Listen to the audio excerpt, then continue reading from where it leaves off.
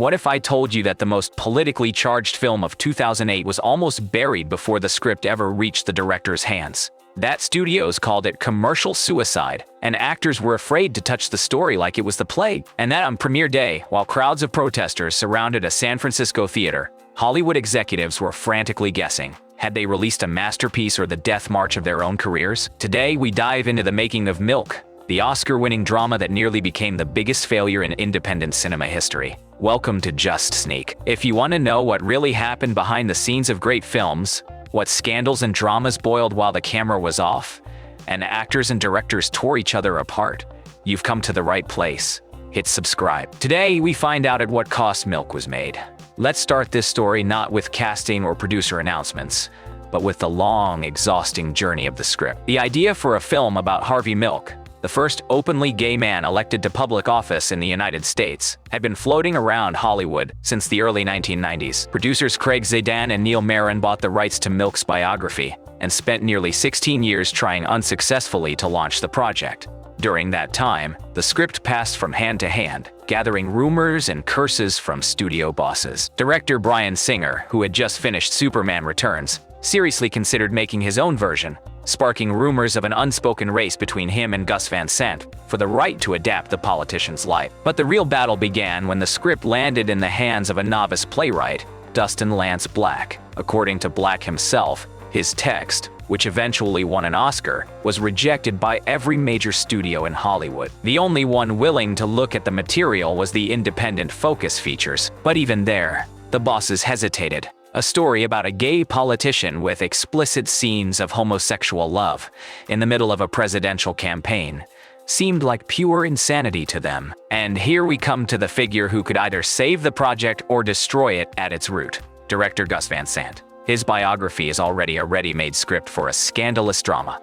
Van Sant, an openly gay man, always walked a fine line. He started his career with the black-and-white gay drama Mala Noche, shot for a paltry $25,000. In the 90s, he shocked audiences with My Own Private Idaho, and then unexpectedly became a mainstream director by making Good Will Hunting. But after gaining Oscar status, Van Sant dove back into art house with his Death trilogy, making the experimental films Gary, Elephant, and Last Days. This turned many studio bosses against him, who considered him a man with a difficult personality. When Van Sant took on Milk, he had something to prove. Hollywood whispered, could an experimental director, known for making almost documentary-like films about death, create a poignant, commercially successful drama about hope and political struggle? Many doubted it, and those doubts cost the production team dearly. The loudest scandal erupted around the cast. Casting for Milk turned into a real soap opera. Matt Damon was confirmed for the role of Dan White, the future killer of Harvey Milk. Damon was thrilled. He couldn't wait to start work.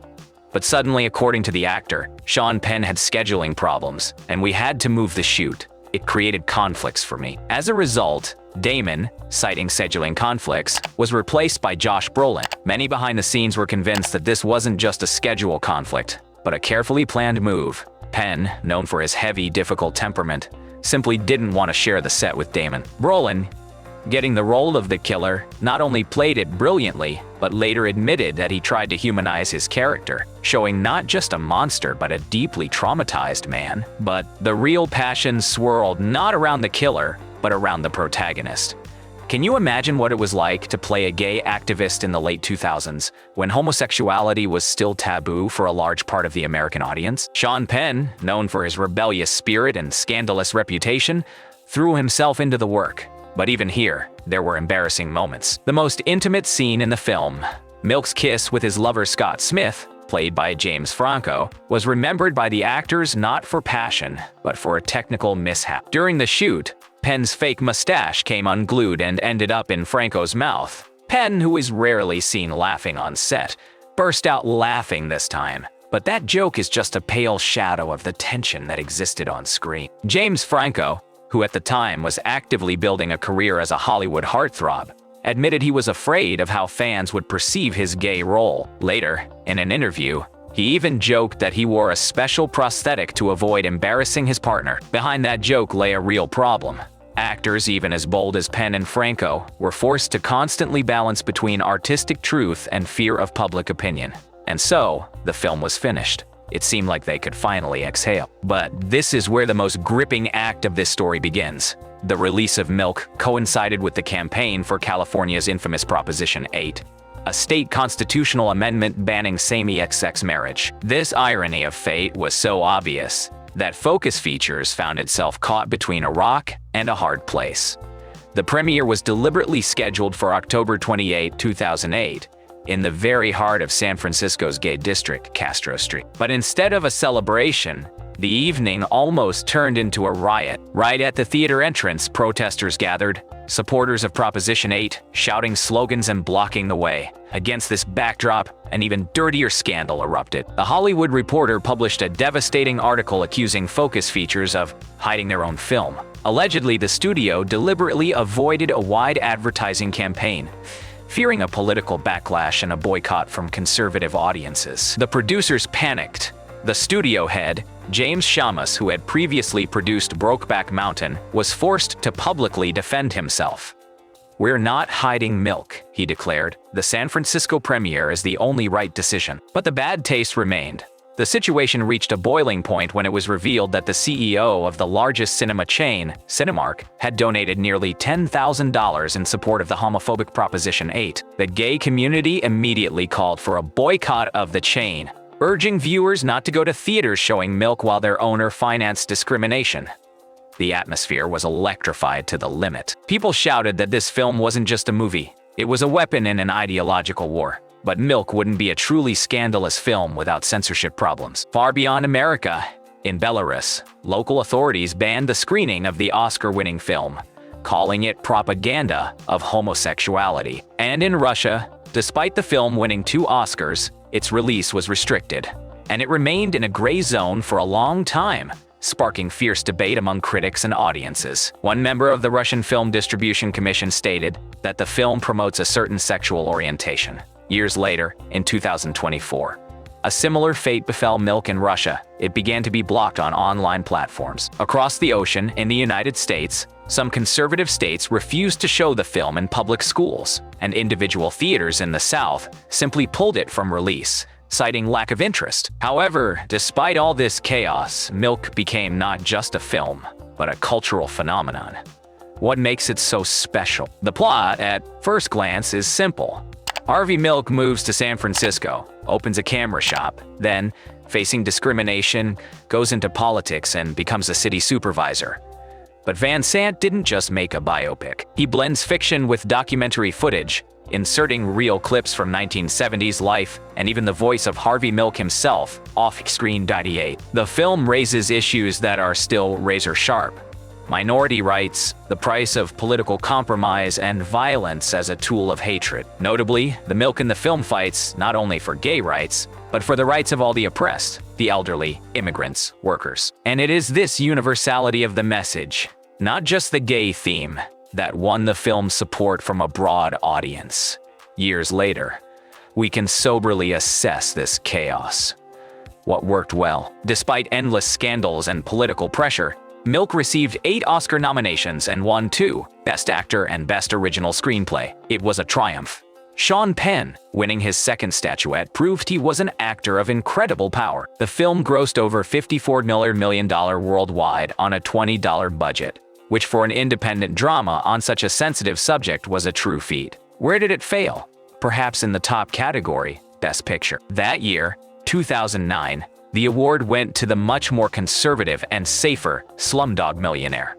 Many still believe that the Hollywood academics simply chickened out, afraid of the scandal that would inevitably follow a Milk victory. Today, Milk is not just a movie, it's a cinematic document of an era, a frozen cry for help. It changed the industry, proving that films about the LGBTQ community can be not only commercially successful, but also prestigious, earning Oscar nominations and changing public consciousness.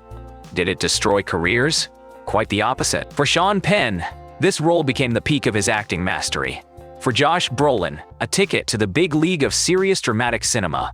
And for screenwriter Dustin Lance Black, a springboard for active political and social activism. But how did this story affect the lives of real people? Behind the bright picture lie real tragedies. During the filming, Harvey Milk's real-life partner, Cleve Jones, worked as a consultant on set. He watched his past come to life as young actors put on the faces of his murdered friends. It's said that there was friction between Penn and Jones. Penn, obsessively detail-oriented, bombarded him with hundreds of questions about things Jones would rather forget. The actor who played Milk's killer, Josh Brolin, admitted that after shooting the final scenes, he was haunted by nightmares, and he feared the public wouldn't be able to separate him from his character. He even asked not to show the murder scene at the premiere, but the director insisted. And now we come to the most interesting part, the secret connections and dirty details that were kept quiet for years. It turns out that Steve Buscemi was originally considered for a supporting role, but his candidacy was rejected because he didn't look enough like a politician, and the famous gay activist and writer Armistead Maupin, who personally knew Milk, was furious with the script and publicly called it a fake, sparking another round of scandal. Who was set up? Rumors have it that Matt Damon was removed from the project not by accident. Someone from the production leaked information about his unprofessionalism to the press to justify the replacement. But the most piquant detail concerns the director himself. Gus Van Sant, known for refusing to have romances with actors on set, was nevertheless seen in an informal setting with James Franco after filming. Paparazzi got pictures, but they managed to hush it up at the time. Those secret connections and personal dramas stayed off screen, but they gave the film that very real, unmistakable pain. Milk is not just a film. It's a story about how human pride, fear of society, and the cowardice of studio bosses tried to destroy a work of art. But the chaos itself, fortunately, gave it that spark of life. Today, when the rights of sexual minorities are once again under attack in different countries around the world, this film resonates more sharply than ever. It remains a reminder that every victory comes at a price, and sometimes that price is a human life. On Just Sneak, we love digging into stories like this. If you want to hear about even crazier projects, hit like, subscribe, and drop a comment about which film you think was the most cursed in history, and I'll sign off now to prepare new investigations for you. Remember, wherever it smells of sulfur, there's always a story they tried to hide. See you.